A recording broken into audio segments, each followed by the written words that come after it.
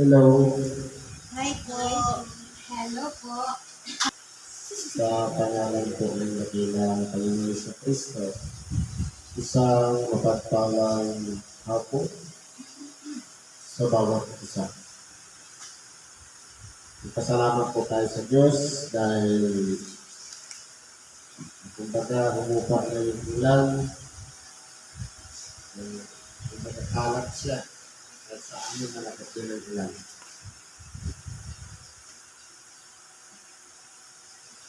Ngayon po, meron tayong aralin na pinagkaroon sa araw ito para basahin at bigyan natin ng buhay.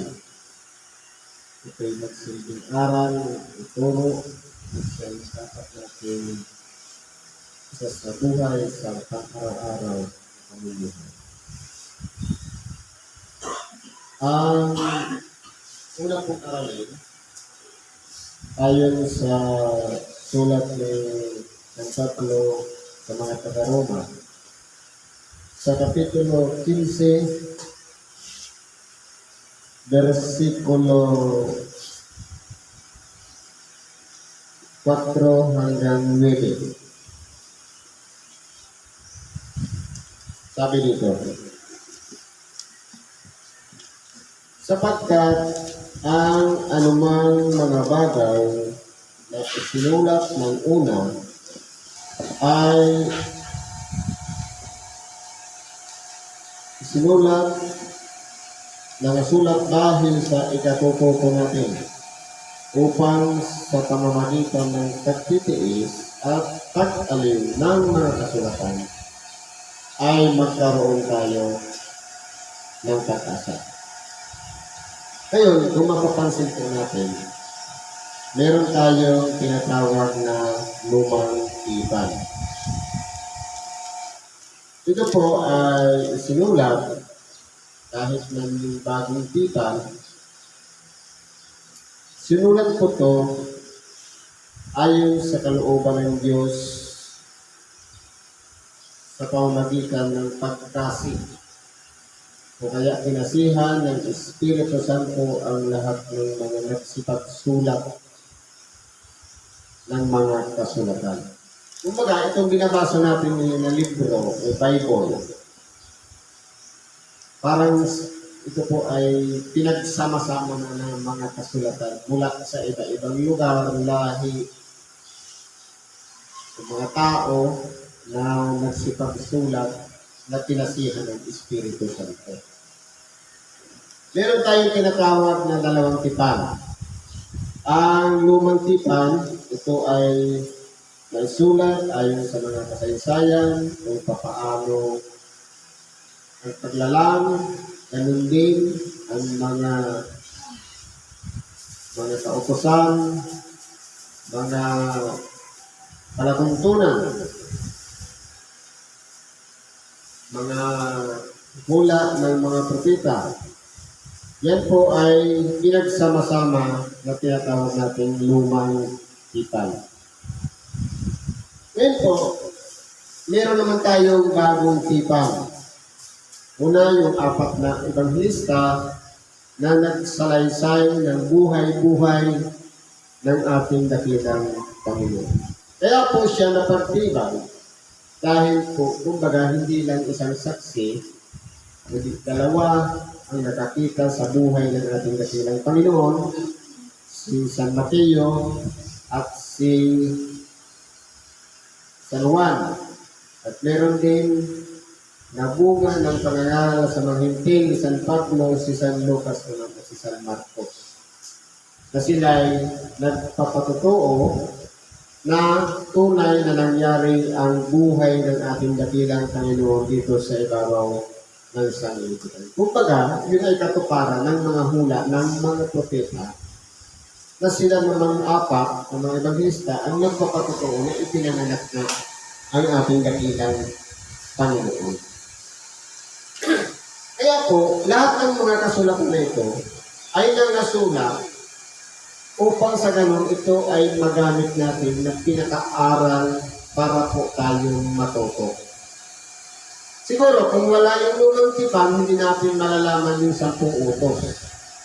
At kung hindi rin, sa bagong tipan, hindi natin mauunawaan na ito ay ginawa na lang ng ating dakilang Panginoon. Una, sa 4 na 10 utos, ibigin mo ang Panginoon mong Diyos ng buong lakas, pag-iisip, ng buong puso. Kumbaga, yan po ay summary ng unang 4 na utos. At yung panlima hanggang pang-10, ibigin mo ang iyong kapwa katulad ng iyong sarili. Na kumbaga, pinagsama-sama siya sa isang salita, pag-ibig. Ngayon po, dahil po sa pagbubukas natin ng mga kasulatan, marami po tayong natututunan. Kumbaga, naaliw tayo sa mga kasulatan. Pero, napakaraming pagtitiis ang ginawa ng mga nagsipagsulat nito. Ang kanilang sakripisyo, na marami ang gustong patayin mula pa sa pagsusulat hanggang sa paglilimbag, hanggang sa paggawa ng mga kasulatan at sa salin, marami pong mga nasakripisyong buhay. Lahat ng yan ay pinagtiisan ng mga dinasihan ng Diyos sa pamamagitan ng Espiritu Santo. At tayo naman ay inaaliw ngayon na may paggiliw o pag-aliw upang sa ganon, tayo ngayong namumuhay sa mga huling panahon ay matuto at magkaroon tayo ng tinatawag na pag-asa. Na kumbaga, ang buhay nito sa ibabaw ng sanlibutan, kagaya ng nakasanayan na natin at natutunan natin na halos noong unang panahon hanggang ngayon, pare-parehas lang ang senaryo na ang tao'y nabubuhay sa ibabaw ng sanlibutan, ipapanganak, magiging bata, at sila'y malalaki, matututo, hanggang sa pagkaroon na rin ng pamilya, hanggang sa pagtanda, at ang kahuli-hulihan, hahantong sa kamatayan. Yan po ay dahil hinatulan ng Diyos ang tao dahil sa tinatawag na paglabag sa mga kautusan o kasalanan. Pero po, dahil po sa buhay ng ating dakilang Panginoon, sa mga hula at ganoon din sa kanyang mga aral, nagkaroon tayo ng tinatawag na pag-asa. Na kung sakali man po tayo ay mamatay, meron pa tayong chance na magkamit ng tinatawag na buhay na walang hanggan. Kaya ito pong mga kasulatan, ito yung nagdadala sa atin, sa Diyos. Na kumbaga, ang alam lang natin, kapag namatay na, mabubulok na, yun na yung katapusan. Pero meron pa palang chance upang sa ganun, itong nag-iisa nating kaluluwa ay tumanggap ng buhay na walang hanggan. Sabi po dito na po San Pablo, loobin naman ng Diyos ng pagtitiis at pag-iliw na kayo ay magkaisa ng pag-iisip sa isa't isa ayon kay Kristo Jesus. Ngayon po, siguro po kung pagbabatayan natin sa sarili lang karunungan, hindi po tayo magkakasundo. Hindi po tayo magkakaroon ng iisang pag-iisip. Pero sa oras na kung pare-parehas ang buhay natin na isinuko natin kay Kristo, pwede po tayong mga pinangunahan na ni Kristo, magkaroon na tayo ng iisang pag-iisip. Kasi meron po dapat isuko ang tao. Unang-una, yung sariling kaalaman. na kinagisnan mula pa ng pagkabata hanggang sa lumaki. Yung itinuro ng ating mga magulang at ganoon din sa eskwelahan. At meron din kataasan, yung tinatawag na pride, na minsan nauungusan, ayaw masapawan, nagpapagalingan. Pero kung lahat ng yan ng kaalaman at kataasan isinuko natin sa ating dakilang Panginoon at siya po ay hinayaan nating manguna sa ating mga puso at sa ating mga pag-iisip, tunay nga pong magagawa na, sabi natin, loobin nawa ng Diyos. Ibig sabihin, kalooban pa rin ang mangyayari. Kalooban ng Diyos ang mangyayari na bagamat kinakailangan nating pagtiisang isakripisyo ang ating mga kataasan, ang ating mga sariling karunungan, dahil po sa kalooban ng Diyos, hinihikayat tayo na magkaroon tayo ng iisang pag-iisip na pinangungunahan ng Espiritu Santo. Kaya po kung pag-aralan po natin, ang pagkakaisa ay nakukuha po, depende po sa layunin. Depende po sa nangunguna sa bawat isa sa atin. Kasi po, minsan ang mga tao nagpapagalingan ng mga pride, ng ego, at ganoon din ng karunungan. Kumbaga, nagtatalo-talo. Pero sa oras na isinakripisyo natin lahat ng yan at isinuko natin sa ating dakilang Panginoon, alang-alang sa pangalan ng ating dakilang Panginoong Hesukristo na kinikilala nating tagapagligtas at manunubos, tunay nga po napapag-isahin niya ang ating mga pag-iisip.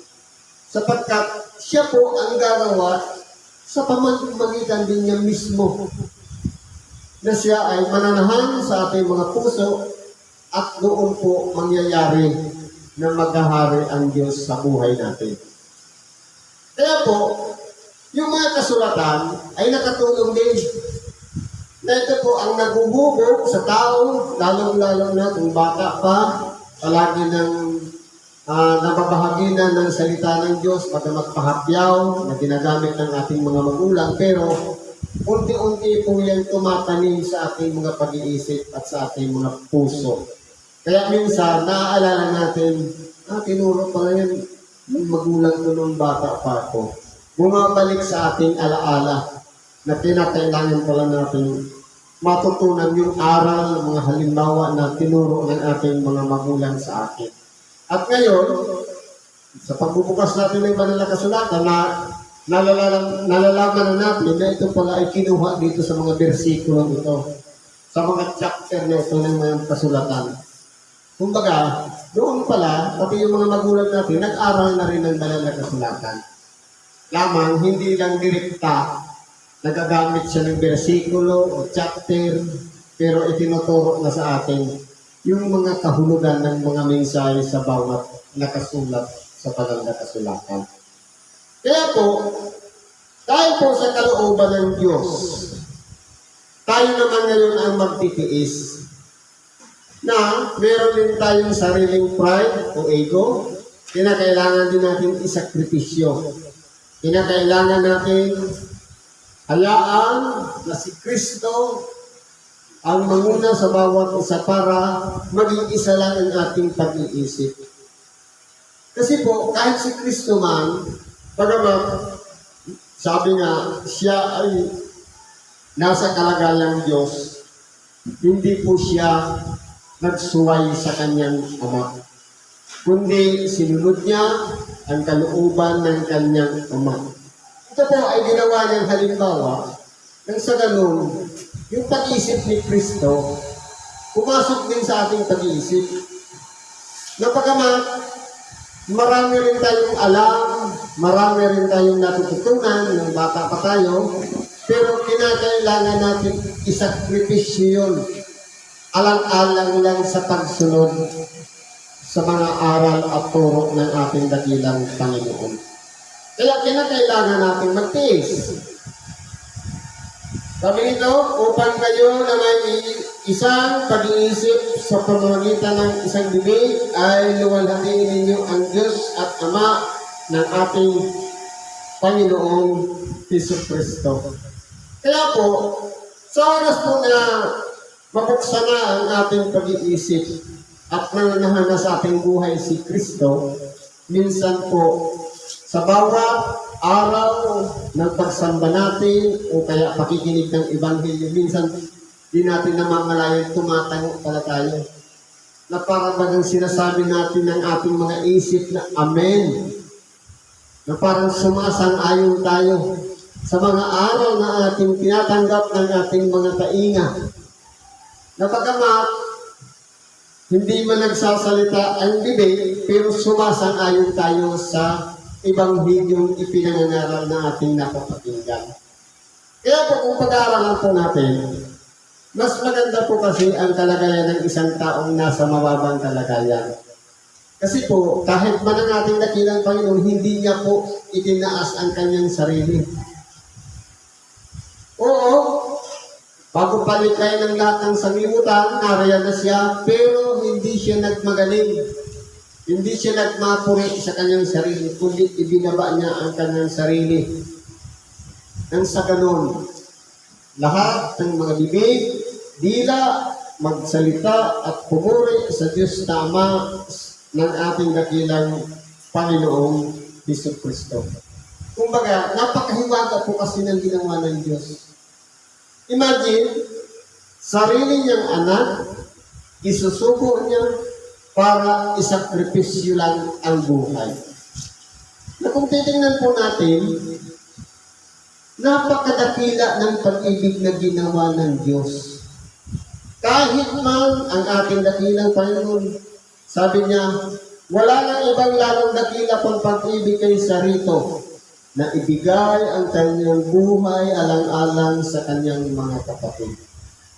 Kaya po, kahit na ang ating dakilang Panginoon, may dakilang pag-ibig din.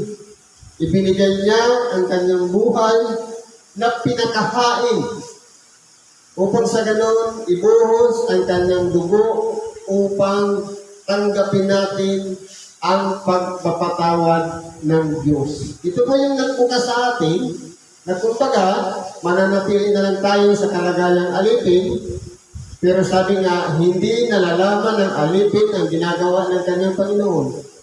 Pero sa oras na tinanggap natin ang pagpapatawad ng Diyos, itinuring niya po tayong mga anak. Kaya po, meron na tayong kaugnayan sa Ama na tinatawagan natin siyang malinaw na Ama at tayo naman itinuturing niyang mga anak. Hindi ba napakasarap pakinggan na bagamat tayo ay pasaway, tayo ay makasalanan, tayo minsan sumusuko na sa mga dinaranas nating mga problema, pero itinuturing pa rin tayong anak. Nararamdaman po natin yan sa bawat palo, hampas na itinutuwid tayo ng Diyos, sapagkat sabi, iniibig ng Diyos ang itinuturing niyang anak, kagaya ng Ama, na kung papaanong itinutuwid niya ang kanyang sariling anak, ganun din po ang Diyos na Ama sa pamamagitan minsan ng karamdaman.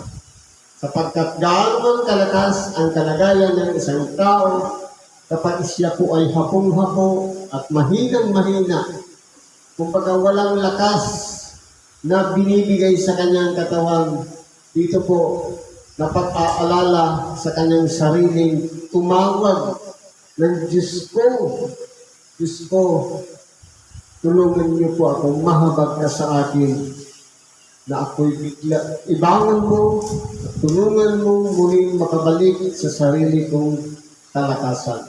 Kaya yan po ang isang bagay na mahirap nga may pagtitiis, pero naaaliw tayo dahil po sa habag ng Diyos na ipinapakita niya sa bawat isa sa atin. Kaya po, sa lahat ng pinangunahan ng Espiritu Santo at nabubuhay sa Ebanghelyo ng ating dakilang Panginoon, dito na po nagkakaroon ng pagkakaisa ang mga tao. Kaya bagamat iba-iba ang lugar na ating pinanggalingan, nakatanim na sa ating isip, sa ating konsyos, na kinakailangan natin dumako sa bawat araw ng pagsamba ayon sa habag na ibinigay ng Diyos sa bawat isa sa atin, na tayo ay binigyan niya ng mabuting kaugnayan para sa Kanya sa pamamagitan ng dugo ng Kanyang bugtong na anak. Kaya po tayo nandito. Iniwan natin ang lahat ng ating sariling mga gawain, alang-alang sa pagsunod sa kalooban ng Diyos para tanggapin natin yung aral o mga mensahe na ipinagkakaloob sa bawat araw ng pagsamba. Kaya ano po ang paghikayat nito ni Apostol Pablo? Sa ganito ay magtanggapan kayo, gaya naman ni Kristo na tinanggap kayo sa kaluwalhatian ng Diyos. Kaya po, minsan, dati meron tayong mga kapatid na hindi natin close o kaya hindi natin pinapansin. Pero po dahil sa salita ng Diyos, nahubog po tayo. Natutunan na natin tumanggap ng bisita. Natutunan na natin makipagkaibigan. Alang-alang po sa pagiging isang anak ng Diyos. Na kung paano tayo nga galing sa isang maruming kalagayan na isang makasalanan at pinatawad ng Diyos, galing, kumbaga, parang basahan. Wala nang kwenta dahil nga sa kasalanan. Pero sa pamamagitan ng pagpapatawad niya at paglilinis ng ating sariling kalooban, kumbaga nilabahan, naging mabuti tayong isang kasangkapan o instrumento para gamitin ng kanyang kapangyarihan para ipangaral ang salita ng Diyos. Kung paano nga na tayo isang marumi na tinanggap niya, dapat naman tayo gawin din natin sa ating kapwa ang mga tanggapan tayo sa isa't isa. Sapagkat sinasabi ko na si Kristo ay ginawang ministro ng pagtutuli dahil sa katotohanan ng Diyos. Totoo po, si Kristo po ay ginawang ministro ng pagtutuli. Ano po ba itong pagtutuli? Pagtutuli ba sa laman? Hindi po. Kundi ito yung pagbabago ng isang tao. Kasi po, kung titingnan po natin, ang pagtutuli ay isang halimbawa ng pagkahubad na kinakailangan natin maunawaan sa ating mga sarili na pagkamat tayo ay nauunawaan na natin. Hubad na tayo sa katotohanan. Pero meron tayong dapat na nire-respetong ministro, si Kristo Jesus. Dahil po siya ang nagbukas ng mga bagay-bagay na dati putol ang kaugnayan natin sa Diyos. Pero dahil sa Kanya, siya po ang naging daan upang mabuksan po yun at magkaroon tayo ng mabuting kaugnayan sa ating dakilang Panginoong Diyos. Upang kaniyang mapagtibay ang mga pangakong ibinigay sa mga magulang. Kaya noong una pa, ipinangako na po yan ng Diyos. At nung ipinanganak ang ating dakilang Panginoon at ibinuhis niya ang kanyang buhay, nagkaroon po ng katuparan yun. Kaya ito na po yung tinatanggap natin ngayon. Na inaaliw tayo sa mga kasulatan na may pagtitiis at pag-iliw na kumbaga hindi na tayo maghihirap na magtuklas pa ng mga kasulatan dahil pinagsama-sama na sa isang libro. Madali nang maghanap. I-interpret na lang natin, ipapaliwanag, depende po sa unawa na ipinagkaloob ng Diyos sa bawat isa sa atin. Kasi po, meron po kasi mga nakasulat sa banal na kasulatan na mga interpretasyon ng banal na kasulatan na mali naman dahil yung ibinabatay lang sa sariling karunungan ng tao. Sabi niya, meron niyang tinatawag na 7 interpretation of the Holy Scripture. Pwede mo siyang italakay na literal, philosophical, mystical, pwedeng doctrinal, spiritual, material, lahat ng yan. Pero kung titignan po natin, iba-iba po kasing paksa, iba-ibang paliwanag, iba-iba namang unawa. Pero ang importante po doon, tumatanim sa puso natin, sa ating pag-iisip, kung ano yung nauunawaan natin sa mga mensaheng ating nababasa at napapakinggan. Sabi dito, at upang ang mga hintil ay makaluwalhati sa Diyos dahil sa kanyang kahabagan. Gaya ng nasusulat, kaya nga ikaw ay aking pupurihin sa gitna ng mga hintil at aawit ako sa iyong pangalan. Kaya po, purihin natin ang Diyos na, kumbaga, ang Ebanghelyo ay binuksan sa mga hintil.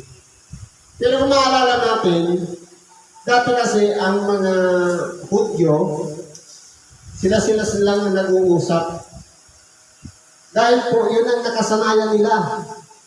Kaya nga nung sinugo ng Diyos si Pedro para mangaral sa mga hintil, ayaw niyang makipag-usap sa mga hintil. Sadyang pinipili niya lang ang kausap niya. Ngayon, nagkaroon siya ng isang pangkain. Isang kumot na bumababa mula sa langit at meron siyang nakita doon napakaraming mga hayop. Ang sabi sa kanya, magpatay ka at kumain. Anong sagot ni Simon Pedro? Panginoon, kahit kailan hindi pa pumasok sa aking bibig ang isang bagay na marumi. Na ang tingin ni Apostol Pedro, ang mga hintil ay marumi. Hindi kinakailangan kausapin. Pero po, pasalamat tayo dahil, kumbaga, sinuko ngayon ng ating dakilang Panginoon sa pamamagitan ng isang maayos na kasaysayan ng pagtawag kay San Pablo. Na totoo, malakas ang kanyang loob para husgahan, hatulan, at usigin ang iglesia. Magsambit lang sa pangalan ng dakilang Panginoon ay kanyang ipinapapatay sa pamamagitan ng pagpupukol ng bato. At meron siyang katibayan mula sa mga matatanda ng bayan upang sa ganun gawin niya. Dahil yun ang pinangahawakan niyang papilis para legal ang kanyang pagpatay. Pero po dahil sa kanyang paglalakbay sa Tarso, siya po ay nabulag sa pamamagitan ng isang di kawasang liwanag na nasilaw siya at nasubasog ang kanyang sinasakyang kabayo at siya po ay nalugmok at nung siya po ay dumilap, hindi na siya makakita ng kanyang mga mata. At sa pamamagitan ni Ananias, napakita sa kanya ang anghel na sinasabi, pumunta kay Kana sa isang bahay ng ganito, masusumpungan mo ang isang lalaking taga-Tarso na kinakailangan mong patungan ng kamay sapagkat siya isisidlang hirang sa akin. Kaya po, ipinatong ni Ananias ang kanyang kamay sa pamamagitan ni San Pablo na tinatawag nating Saulo upang dumilap o magpanumbalik ang kanyang paningin. At ito na po ang nagpapatotoo na nag-uumpisa na siyang mangaral ng Ebanghelyo sa mga hindi. Kaya po, si San Pablo, siya po ang napakaraming sulat na ginawa sa iba-ibang bayan. Sa Corinto, Galacia, Roma, Efeso, Filipo, sa Colosas, Thessalonica, ayan. Lahat po yan, pati sa kanyang mga lingkod na si Timoteo, Tito at Filemon. Lahat ng yan ay sinulatan niya. Hindi yun para sa kanila lang o sa mga bayan, kundi para sa buong sanlibutan. Na ito po ay ginagamit naman natin ng pinaka-mensahe para sa mga hintil. Ito yung Ebanghelyo na, kumbaga, lahat ng mga hintil na inabot ng Ebanghelyo, nagpupuri na rin sa Diyos. At mga kaawitan na sila-sila'y nagtatanggapan at ipinapahayag din ang mabuting balita ng sa ganon. Hindi lang Hudyo ang kinakailangan datna ng Ebanghelyo, kundi pati rin yung mga hintil na nasa labas ng Israel. At ito na po hanggang ngayon. Andito tayo sa malayong lugar. Ipinapangaral din natin ang Ebanghelyo dahil po sa kalooban ng Diyos. Salamat sa Diyos sa Ebanghelyong ating patuloy na pinag-aaralan sa bawat linggo ng araw ng pagsamba. Siguro po hanggang dito na lang, pakikibahagi natin sa oras nito. Salamat sa Diyos at ano man ang ating kahilingan, kaingan, ilapit natin yan sa Diyos. Sa ngalan ni Kristo Jesus. Salamat at mapagpalang hapon sa bawat isa.